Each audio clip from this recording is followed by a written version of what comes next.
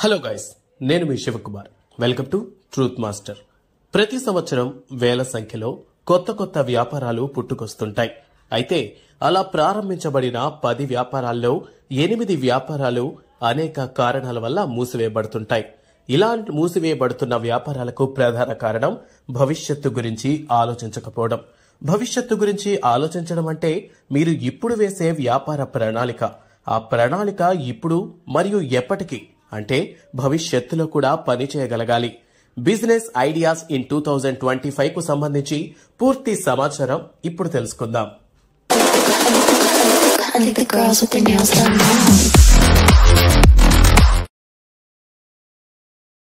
కొత్త వ్యాపార ఐడియాస్ ని అన్వేషించడం ఈ రోజుల్లో చాలా అవసరం. ఫాస్ట్ గా వృద్ధి చెందే వ్యాపార ఆలోచనలను కనుక్కోవాలంటే ట్రెండ్స్ ని ఫాలో అవ్వాలి. ఇలా చేయటం వల్ల మన వ్యాపారం ఇప్పుడు ఎలాంటి స్థితిలో ఉంది, భవిష్యత్తులో ఎలా ఉండబోతోంది అనేది తెలుస్తుంది. కాబట్టి కొంతమంది వ్యవస్థాపకులు ఎప్పుడూ స్మార్ట్ గానే ఆలోచిస్తారు. స్మార్ట్ ఐడియాస్ తో ప్రారంభించి దానిని విజయవంతం చేస్తారు. ఎందుకంటే ఎలాంటి వ్యాపారానికి భవిష్యత్తు ఉంటుంది, ఎలాంటి వ్యాపారానికి భవిష్యత్తు ఉండదు అనేది స్మార్ట్ గా ఆలోచించే వ్యవస్థాపకులకు తెలుస్తుంది. ఒకవేళ మీకు బిజినెస్ ఐడియాస్ ఇన్ 2025 లో బాగా పాపులర్ అయ్యేవి తెలుసుకోవాలంటే ఈ వీడియోని పూర్తిగా చూడండి. స్టార్ట్ చేసిన ప్రతి వ్యాపారం కొన్ని రోజులకే మూసివేయటానికి ఇంకొక కారణం అందులో ఉన్న పాజిటివ్ మరియు నెగిటివ్ పాయింట్స్ గుర్తించకపోవడం. భవిష్యత్తు గురించి ఆలోచించి నిర్ణయాలు తీసుకోవటం అనేది మన వ్యాపార భవిష్యత్తులో లాభం పొంది మంచి వృద్ధి చెందడం. మరి భవిష్యత్తులో ఎలాంటి వ్యాపారం వృద్ధి చెందుతుందనేది ఎలా తెలుస్తుంది? ఈ వీడియోలో పూర్తిగా చూసి తెలుసుకోండి. ఈ వీడియో చూస్తున్న మీలో కూడా కొంతమంది లైఫ్ లో ఏదో చేంజ్ కావాలని కోరుకుంటుంటారు. కాబట్టి మీలా స్మార్ట్ గా ఆలోచించే వాళ్ళ కోసం కొన్ని మంచి వ్యాపార ఆలోచనలను మీ ముందుకు తీసుకొస్తున్నాను. అవేంటనేది ఇప్పుడు పూర్తిగా తెలుసుకుందాం.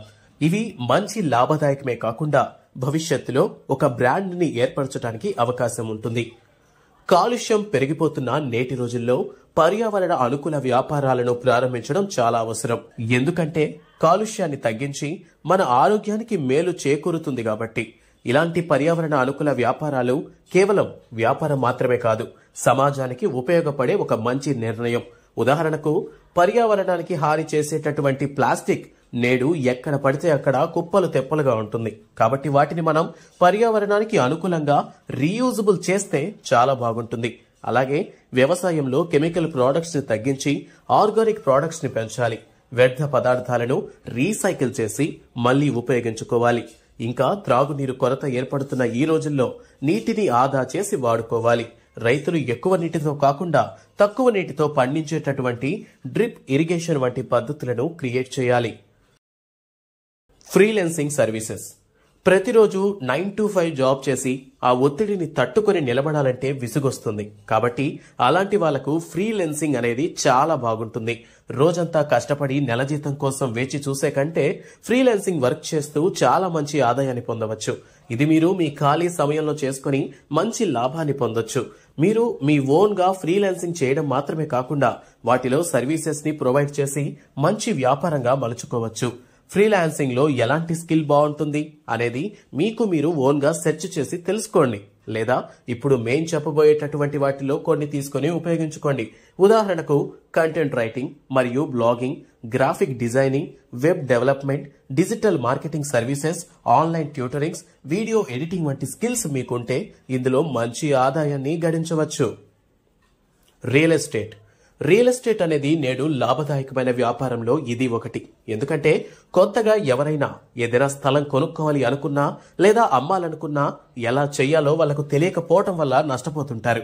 అలాగే ఎవరైనా ఇల్లు అద్దెకి ఇవ్వాలనుకున్నా లేదా తీసుకోవాలనుకున్నా ఎవరిని సంప్రదించాలో తెలియకపోవడం చాలా కష్టమవుతుంది. కాబట్టి అలాంటి వాళ్లకు మీరు ఒక మంచి వ్యాపారాన్ని ప్రారంభించి సేవలను అందిస్తే చాలా అభివృద్ధి చెందడమే కాకుండా లాభదాయకంగా ఉంటుంది. మీ దగ్గర డబ్బు లేకపోతే ఏజెంట్ స్థాయి నుంచి చిన్నగా ప్రారంభించి నెట్వర్క్ ను నిర్మించుకొని కస్టమర్లతో విలువను పెంచుకోండి. ఆ తర్వాత real estate agency, real estate consulting, real estate investment trust, property management services, house flipping, real estate photography మరియు వీడియోగ్రఫీ, వెకేషన్ రెంటల్స్ వంటి వ్యాపారాలు ప్రారంభించి ఆదాయం పొందొచ్చు. Courier services. ఈ కామర్స్ మరియు ఆన్లైన్ షాపింగ్ పెరిగిపోతున్న ఈ తరుణంలో కొరియర్ సర్వీస్ ఇండస్ట్రీకి చాలా మంచి అవకాశాలున్నాయి. కస్టమర్ల అవసరాలకు అనుగుణంగా త్వరగా మరియు నమ్మకమైన డెలివరీ సదుపాయాలను ఇవ్వడం చాలా ముఖ్యం. ఎలా అంటే కస్టమర్ ప్రోడక్ట్ ఆర్డర్ చేసిన అదే రోజు డెలివరీ చేయడం వంటి అవకాశాలు రోజుకు పెరుగుతుంటాయి.